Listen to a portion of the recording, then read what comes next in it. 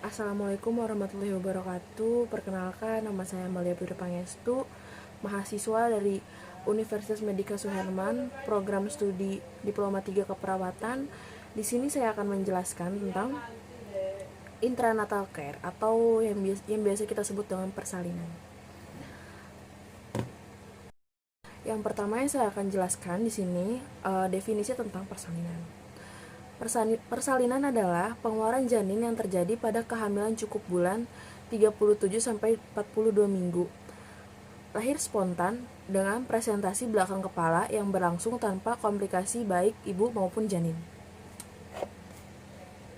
Selanjutnya ada bentuk dari persalinan, yaitu yang pertama, persalinan spontan yang berlangsung dengan kekuatan ibu sendiri dan melalui jalan lahir ibu itu sendiri. Yang kedua adalah persalinan buatan.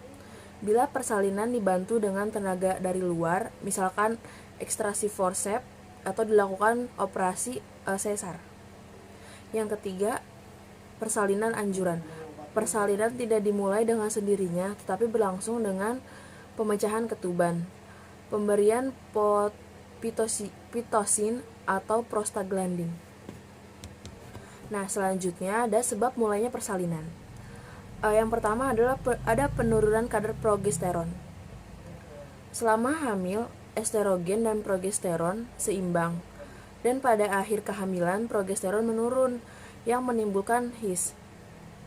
Teori yang kedua adalah teori oksitosin. Pada akhir kehamilan, oksitosin akan naik, yang menyebabkan kontraksi di otot-otot rahim. Yang ketiga ada ketegangan otot. Pada akhir kehamilan, otot-otot rahim akan semakin meregang dan makin rentan sehingga muncul kontraksi untuk mengeluarkan isinya.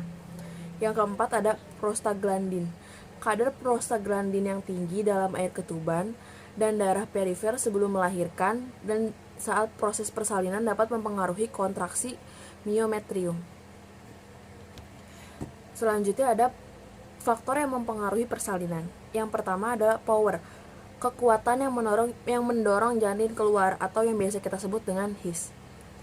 Yang kedua, passenger. Faktor janin adalah sikap janin, letak, presentasi bagian terbawah dan posisi janin. Yang ketiga ada passage. Faktor jalan lahir meliputi bagian keras tulang pinggul dan bagian lunak otot, jaringan dan ligamen. Yang keempat ada psikis ibu.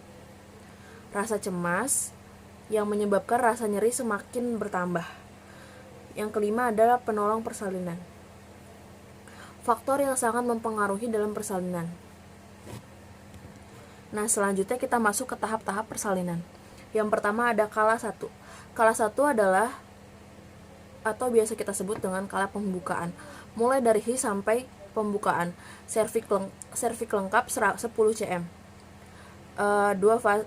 Di kala 1 itu ada 2 fase. Yang pertama itu fase laten dan fase aktif. Yang ketiga ada juga 3 fase dalam kala 1. Yang pertama akselerasi, dilatasi dan deselerasi. Selanjutnya ada kala 2, kala pengeluaran. Dimulai dari pembukaan lengkap sampai bayi lahir. Yang selanjutnya ada kala 3 atau biasa kita sebut dengan kala wuri. Mulai dari bayi lahir sampai lahirnya plasenta kurang dari 30 menit. Yang selanjutnya ada kala 4, yaitu adalah kala nifas. Dimulai dari lahirnya plasenta sampai 2 jam postpartum. Selanjutnya kita masuk ke tujuan asuhan persalinan, yaitu memberikan asuhan yang memadai selama persalinan dan dalam upaya pertolongan persalinan yang bersih, aman dengan memperhatikan aspek sayang ibu dan bayi. Selanjutnya ada tanda-tanda persalinan. Yang pertama adalah timbulnya HIS persalinan. Lalu timbulnya persalinan itu nyeri melingkar dari punggung ke perut, bagian depan bawah, frekuensinya teratur, semakin lama semakin sering dan makin kuat. Kalau dipakai berjalan tambah kuat, mempunyai pengaruh pada pendataran pembukaan serviks. Yang kedua adalah keluar lendir bercampur darah dari jalan lahir.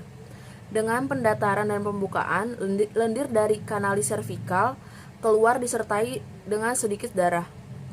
Sebab pendarahan: lepasnya selaput janin pada bagian bawah segmen bawah rahim hingga beberapa kapiler terputus.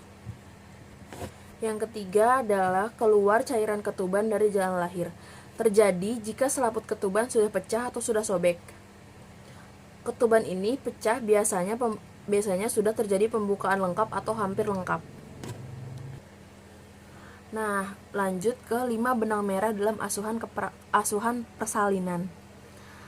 Meliputi yang pertama itu membuat keputusan klinik, yang kedua asuhan sayang ibu dan bayi, yang ketiga pencegahan infeksi, yang keempat rekam medik atau dokumentasi, yang kelima adalah sistem rujukan efektif. Sekian materi dari saya, kurang lebihnya mohon maaf. Wassalamualaikum warahmatullahi wabarakatuh.